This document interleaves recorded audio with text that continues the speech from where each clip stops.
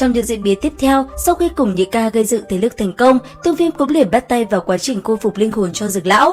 Và tất nhiên, quá trình diễn ra vô cùng thuận lợi, thế nhưng do thời gian khôi phục quá dài, dẫn đến đấu khí khô cạn, Tiêu Viêm sau đó đã liền ngất đi. Rất may, vào lúc đó, Mỹ Đỗ Toa đã liền xuất hiện sau đó đỡ lấy Tiêu Viêm. Tuy vậy, đúng vào lúc này, linh hồn Dược Lão lại đột nhiên thức tỉnh. Tưởng Tiêu Viêm gặp phải nguy hiểm, Dược Lão đã liền ra tay với Mỹ Đỗ Toa. Sau đó khi đoạt lại được Tiêu Viêm, ông cũng liền cho nam nhân kia phục dựng đan dược. Bởi vậy, Tiêu Viêm nhanh chóng tỉnh lại. Lúc này, thấy lão sư bên cạnh, Tiêu Viêm rất mừng. Trải qua chuyện vừa rồi, hai người đều mạnh lên, điều này làm họ vô cùng sung sướng. Cuối cùng, bàn bạc cùng lão sư một vài chuyện, Tiêu Viêm tu luyện thêm một chút, sau đó liền trở về Phong Thành.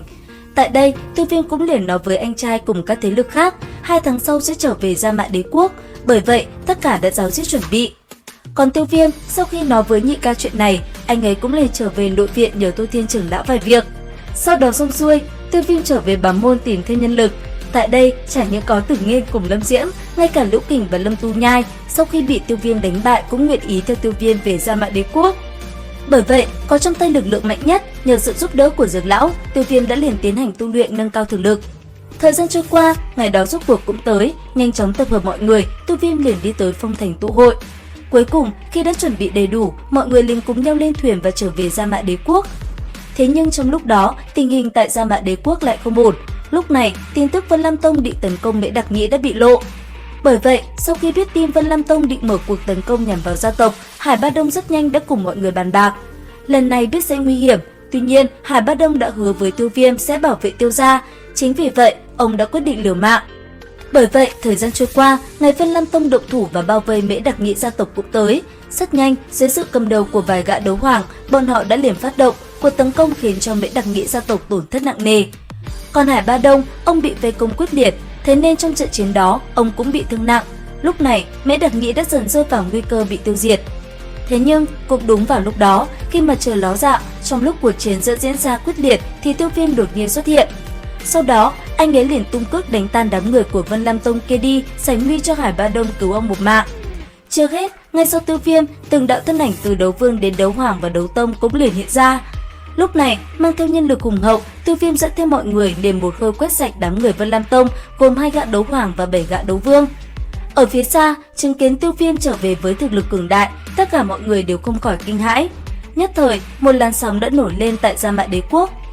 Và tất nhiên, sau khi luồng năng lượng kinh người của Tiêu Viêm bộc phát, rất nhanh Vân Sơn đã liền phát hiện ra.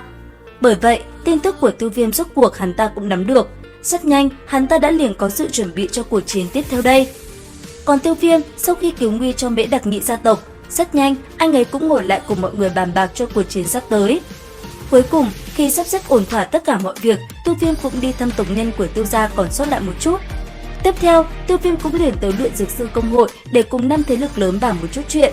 Và trong cuộc họp mặt đó, bất ngờ Dược Lão đã liền đi ra và xuất hiện trước mắt tất cả mọi người. Chứng kiến sự xuất hiện này, mọi người đều kinh ngạc vô cùng. Nhất là Pháp Mã, ngàn lần ông vẫn không quên người đã có ân chỉ điểm với mình. Bởi vậy, ông cùng 4 thế lực lớn đã liền quy thuận dưới thế lực của Tiêu Viêm. Thế nhưng cũng đúng vào lúc đó, tin tức Cổ Hà cùng Vân Vận sắp thành hôn đột nhiên truyền đến làm Tiêu Viêm sững sờ.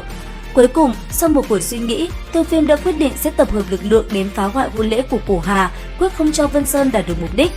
Cũng bởi vậy, muốn có lực lượng mạnh nhất, Tiêu Viêm đã liền bắt tay vào việc luyện chế hỗn nguyên tố cốt đan cho U Hải Giao Long thú sử dụng. Và rất nhanh, Tiêu Viêm cũng thành công luyện chế lục phẩm đan dược kia. Thời gian qua đi, cuối cùng ngày phá hoại hôn lễ của Cổ Hà và Vân Vận cũng tới. Mang theo đội quân hùng hậu rất nhanh triệu tập, Tiêu Viêm gằn giọng quát: "Vân Lam Tông, Tiêu Viêm ta đến trừng phạt các ngươi đây!" Và cũng trong lúc đó, tại Vân Lam Tông, đèn lồng treo trước gió, Vân Vận trong chiếc áo bào đỏ thắm đã rất nhanh xuất hiện đi vào lễ đường.